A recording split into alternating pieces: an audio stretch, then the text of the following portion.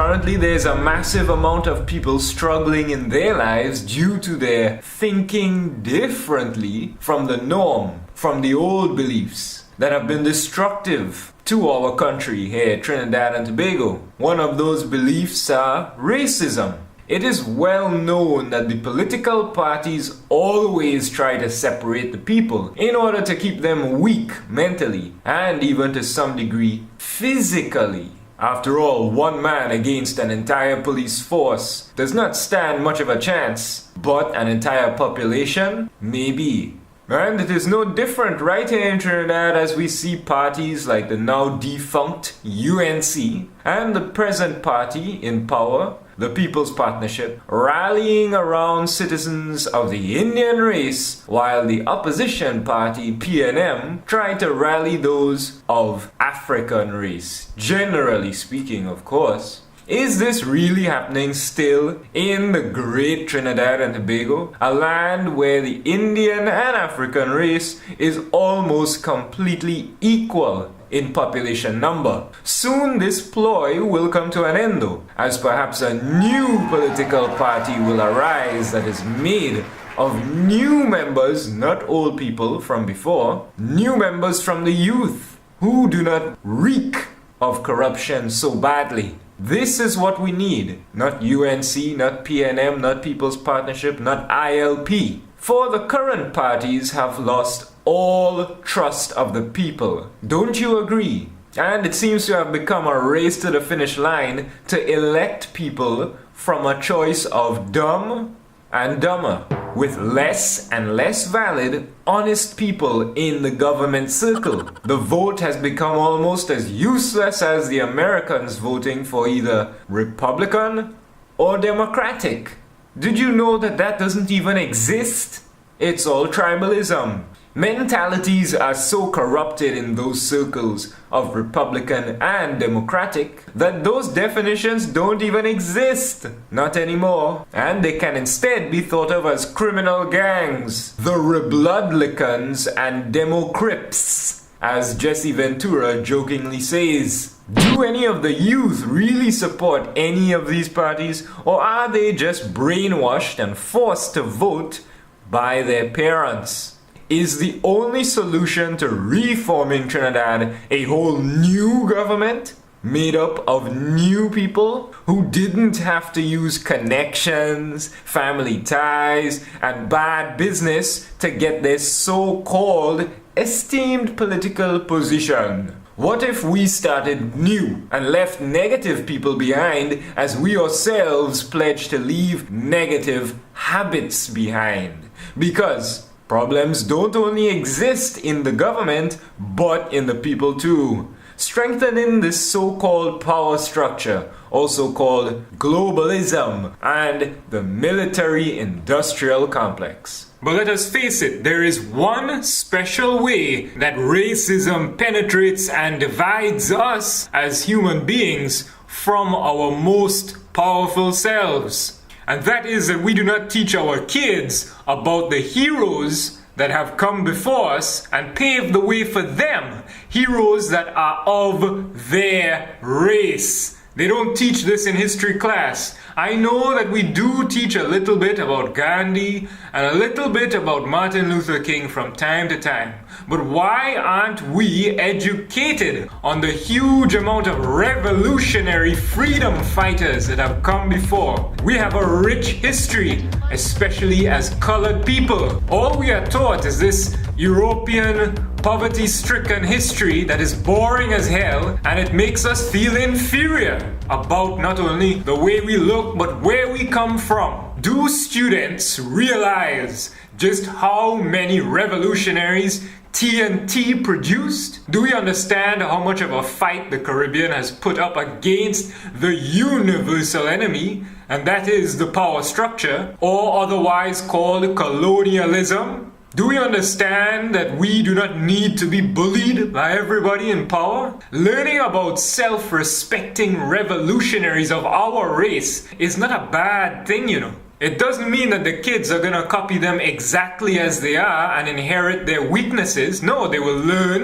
and they will improve. But how are they ever gonna learn if they don't know the foundations in the first place? Most Indo-Trinidadian students never learn about the Sikh warriors or about the revolutionaries that lived in India, such as Bhagat Singh, who is even more popular to the youth today than any other revolutionary who ever lived. I may not agree completely with everything that he did, and you may not either, but his commitment to freedom for India is unquestionable and will always be. Do you know that he left home to avoid being married off by his parents? And you know what he said? He said, "My life has been dedicated to the noblest cause, that of freedom of the country, and therefore there is no rest. There is no worldly desire that can lure me now." Do we show our kids that kind of example? No. Instead we ask them, when you're gonna get married? When you're gonna have a son? I need a grandson. How come you're not married yet? Something wrong? You're weird. No, well, maybe something is wrong with you. Men like Bhagat Singh even went on hunger strikes too. You know, it's a very powerful action. And he did one for 116 days in 1929. That's right, he holds that record. And you know, people just forget about these heroes like they're nothing, and they remember other people without remembering these men who paved the way. I can't believe it. It's a travesty. You know what this type of racism is? It is blinding us to our own truth of our forefathers, and it is stealing our confidence, our courage. If anybody was to come up and act as Jatin Das did in India, then we would call it all terrorist actions right now. That's how brainwashed we are.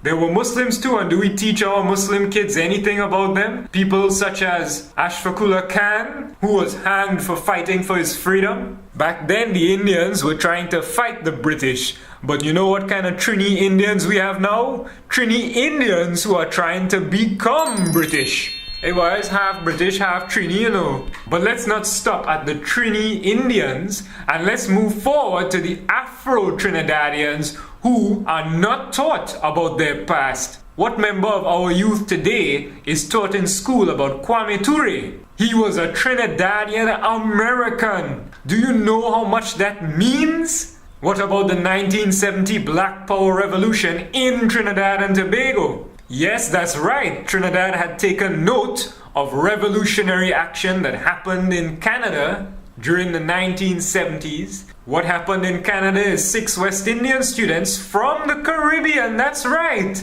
rose to the occasion and called out a racist Canadian lecturer and refused to allow the racism the way that the school was allowing it happen to them. Well, many joined in that fight. Many came from all reaches of Canada because they all felt the burn of racism in Canada to people who are not white. This all happened at one of the biggest universities there, named the St. George Williams School. And this incident is called the St. George Williams Affair. The school wrote off all of this racism as nothing. So the students had to do something.